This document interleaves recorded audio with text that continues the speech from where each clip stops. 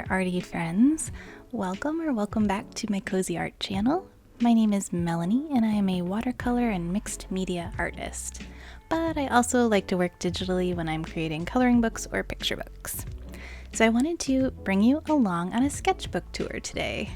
This sketchbook right here is a Strathmore soft cover watercolor art journal. That's a lot to say. And I loved this sketchbook. I do not care for the mixed media version of their Strathmore art journal because the paper was too thin for the amount of water content I use, but this watercolor one is gold.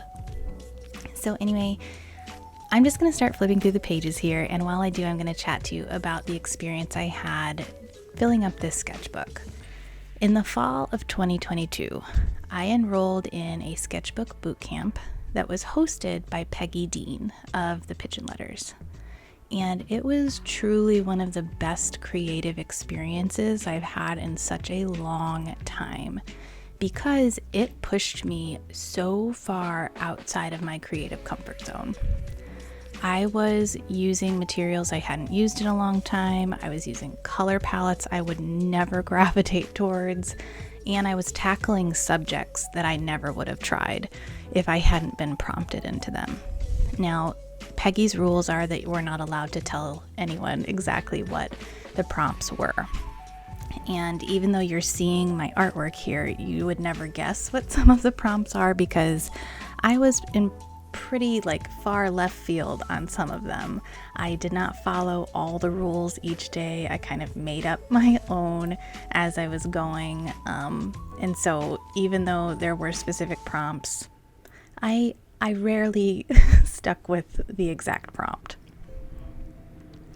I really enjoyed being given a list of things to follow each day though, because it gave me a starting point, and then once I got over that edge or that cliff of starting, then I let my creative mind wander and I added or subtracted the things that I felt I needed to in order to make a piece of art that day. And I really did make art every single day, almost consecutively for 40 days. I think I only missed 2 days because of illness in the family. And because I was creating every single day, I really did feel myself propelling forward. I was becoming more confident in my choices. I was getting a little more playful, and it felt really good to be creating that much each day. And speaking of this, I did not like this page. There were pages I did not like. There were prompts I did not like. I was super uninspired by this specific prompt, so we're just going to move past that one more quickly. But there are a lot of pieces in this book that I ended up so happy with, like this one. I loved this kind of creepy mermaid coming out of the water with her little starfish friend. And this forest soup was fun. I felt myself creating more whimsically. This is probably one of my favorite spreads here. I really loved my subject matter and my color palettes for these 2 pages. These were clearly more in my comfort zone. As far as materials throughout this sketchbook, I tended to use watercolor was my first go-to, but then Peggy also pushed us to use other things like markers and ink. Sometimes she even had us use a highlighter and things that you just would not gravitate towards every day in your creative practice because it was meant to push us. And I did learn some new things that I like doing, which is really cool. I learned that I do like using ink on top of my watercolor, and I learned that I like putting colored pencil on top of things and just playing in that way and making things more whimsical. This spread I'm pointing at because it was really fun. That was some saran wrap on top of watercolor, which is not something Peggy asked us to do. I was just playing. This page I was not a fan of. Not a whole lot to say about that one.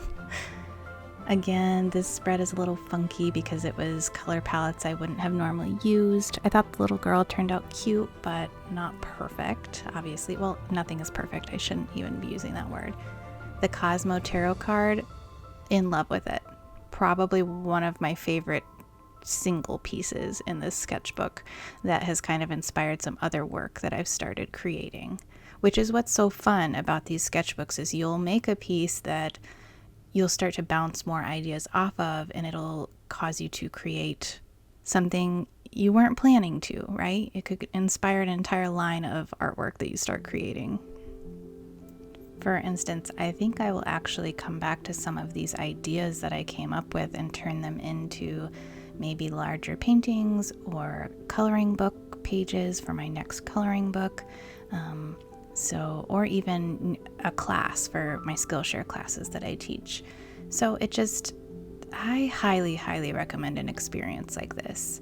If you can find a prompt list, or if you want to participate in another boot camp that I believe Peggy's doing pretty soon here this year in 2023, it's a great experience.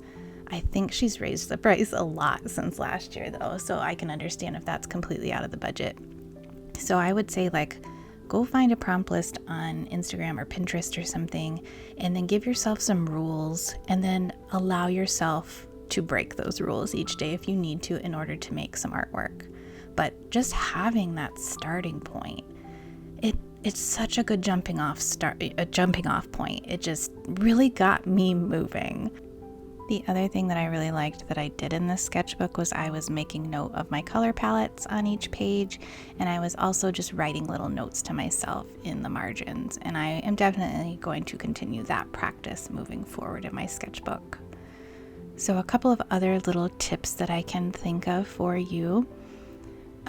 Make sure you are storing pieces of paper in between your sketchbook spreads if you're working on front and back pieces like I was here. I still have a few pages left in the sketchbook. Eventually I'll fill them, but this was a lot to share as is, so I wanted to make the video now. But you will see in a minute, I'm going to tuck pieces of paper back in between my pages, because when your sketchbook is stored away and the pages are pressed together, the paint is likely to transfer back and forth, or whatever medium you used. So tuck some papers in just like this. It definitely saved some of my artwork, because on these pages I can actually see paint or pencil or whatever on the little clean insert sheets. Next, something that really helped me was to use these little clips when I was working, and you'll see me grab those in a minute. I would use them on the corners of my book to keep the pages laying flat, especially once you've started painting in your book. It's going to start to get a little bit chunkier, the pages are going to start to warp just a little bit, and it's not going to lay flat when you go to make your artwork. So get yourself a pack of these clips. I'm hopefully going to show you here in a second. The other thing that I would recommend that I found that I really liked was using a coal erase pencil to sketch first with, or sketching with a watercolor pencil if I was going to be working in watercolor instead of a normal pencil. I liked the light color that the coal erase gave when I was sketching out before jumping in and painting. I can leave links to all of the things that I liked using in the sketchbook below. Stickers on the front, by the way. The top one, you've got this, is from Catherine K at Catnip. Love her. And then the Go Wild with Color is actually my own sticker.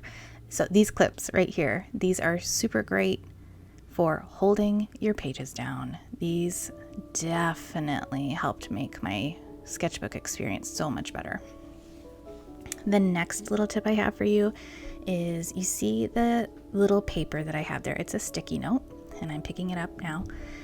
Use a sticky note to create a thumbnail of what you think you might want to make before jumping into drawing in your sketchbook. If you're nervous, that's my bird, sorry. If you're nervous about just drawing straight onto your sketchbook paper, thumbnail on a little sticky note first. And then you can even save it. It can go in here, and you can remember that that was your initial idea before you transferred it over onto the sketchbook page.